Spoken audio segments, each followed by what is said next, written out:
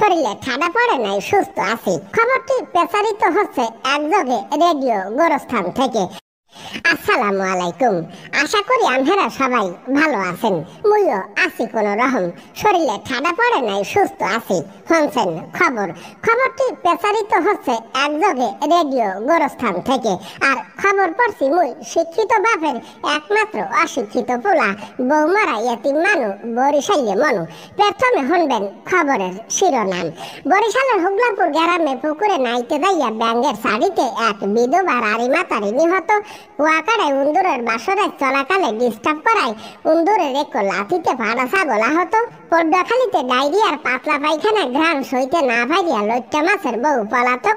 ঝাড়কাঠিতে কুদ্দুসের খামারের পাতিহাসকে I love you বলায় এক নেরি কুত্তার বিরুদ্ধে ইফটিজিং মামলা। আমতলিতে 12 বছরের টিকটিকিকে ধর্ষণের দায় এক পাড়া ছাগলের যাবজ্জীবন। কলেরায় কাহিল হইয়া সদরঘাটের এক কাতল মাছ মেডিকেলে ভর্তি। ও বরিশালের এক মাঠে গাই গরু ও দামড়া গরুর মধ্যে এক বিশাল ফুটবল খেলা অনুষ্ঠিত। এবার শুনবেন খবরের বিস্তারিত।